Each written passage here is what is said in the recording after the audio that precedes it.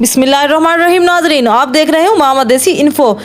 नाजरीन, आइंस्टाइन ये चाहते थे कि मरने के बाद उनके किसी भी बॉडी पार्ट पर तहकीक ना की जाए बल्कि उनके जिस्म को जला दिया जाए। लेकिन जब 18 अप्रैल 1955 में प्रिंसटन हॉस्पिटल में उनकी डेथ हुई तो उनकी मौत की वजह जानने के लिए जो डॉक्टर तहकीक के लिए आया तो उसने उनका दिमाग निकाल लिया। उनका दिमाग निकालने वाले डॉक्टर का नाम थॉमस हार्वे था। अपने अंजाम से ज़्यादा उसको उस ज़हीन तरीन दिमाग पर स्टडी करने में ज़्यादा इंटरेस्ट था। तो नाजरीन, जब हॉस्पिटल वालों को उनकी इस हरकत का पता चला तो उनकी जॉब चली गई। डॉक्टर हार्वी आइंस्टाइन के दिमाग को पेंसिल्वेनिया के शहर फिलाडेल्फिया में ले गए, जहां पर उसकी काफ़ी सारी तस्वीरें लेने के बाद और 224 हिस्सों में काट कर अलग अलग जार में डालकर अपने बेसमेंट में छुपा दिया।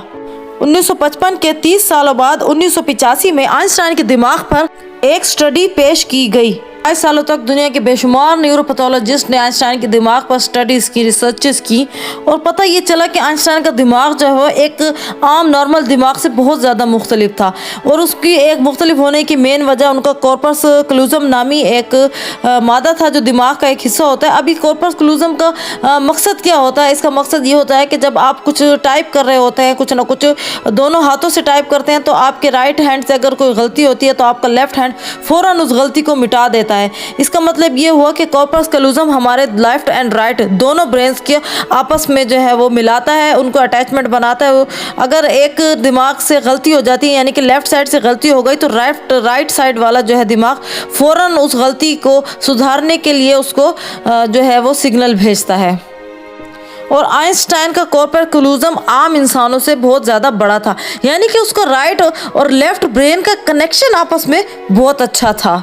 इसी वजह से वो पेचीदा मैथमेटिक्स के फॉर्मूलाज और सवालों को बहुत आसानी के साथ हल कर लिया करते थे। आइंस्टाइन मैथ और साइंस के अलावा अक्सर बाकी मज़ामीन में फेल हो जाया करते थे।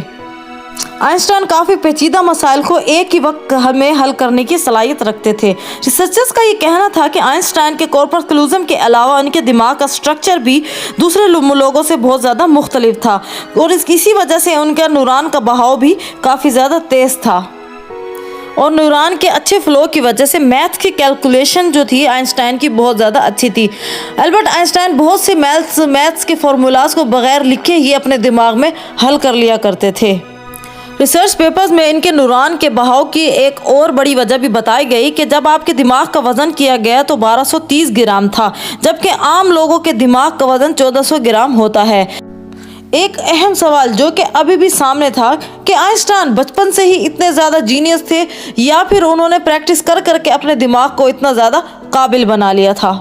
तहकीक से ये बात साबित हुई है कि जब आइंस्टाइन ने बोलना शुरू किया तो उनकी उम्र 5 साल थी, जबकि आम बच्चा 3 साल की उम्र में बोलना शुरू कर देता है। आइंस्टाइन ने बोलना सीखने के बाद भी बहुत गुमसुम रहा करते थे और बहुत कम बोला करते थे।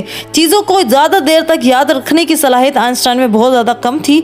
मैथ और नंबर्स को लॉजिकल तरीके से हल करने के माहिर थे। जब अल्बर्ट आइंस्टाइन 18 साल के हुए तो उनके मैथ के टीचर ज्योमेट्री की एक बुक उनके पास भूल गए, जिसके सारे कॉन्सेप्ट एक ही रात में उन्होंने मुकम्मल क्लियर कर लिए थे। अपनी क्लास में जब मैथ और साइंस के मुतालिक कोई सवाल करते तो टीचर्स बौखला जाया करते थे, क्योंकि उनके सवाल टीचर्स के सर के ऊपर से गुजर जाते थे। बचपन ही से आइंस्टाइन सारी कायनात के कानून को एक डिब्बे में बंद करना चाहते थे और इसके साथ ही जब 26 साल की उम्र में पहली बार आइंस्टाइन ने 4 रिसर्च पेपर शाया किए तो पूरी दुनिया को वर्ता हैरत में डाल दिया और इसी इंसानियत की काबिल कदर खिदमत की वजह से उन्हें PhD की डिग्री और नोबेल प्राइज़ से भी नवाजा गया। इसकी अहमियत का अंदाज़ा इस बात से लगाया जा सकता है कि आज भी मैथ और साइंस आइंस्टाइन के थीसिस के बगैर नामुकम्मल है और बहुत से रिसर्चर्स और माहिरीन के नज़दीक आइंस्टाइन का दिमाग पैदा होने के बाद इस तरह से स्पेशल बनना शुरू हुआ, क्योंकि जब भी कभी उनको अपने किसी सवाल का जवाब नहीं मिलता था कहीं से तो वो खुद कोशिश करके अपने इन सवालों का जवाब ढूंढ लिया करते थे और इस तरह की मुसलसल मेहनत और जद्दोजहद करने की वजह से उनका दिमाग इसी अंदाज में बढ़ता गया। और आज भी आइंस्टाइन का एक्स्ट्राऑर्डिनरी दिमाग मटन म्यूजियम अमेरिका में मौजूद है, जो कि माइक्रोस्कोपिक फिल्मों के अंदर सेव करके रखा गया है। उम्मीद करती हूँ कि आपको आज की वीडियो हमारी पसंद आई होगी। अगर आप हमारे चैनल पर नए हैं तो चैनल को सब्सक्राइब कर दीजिए और बेल आइकन को भी प्रेस कर दीजिएगा। अल्लाह हाफिज़।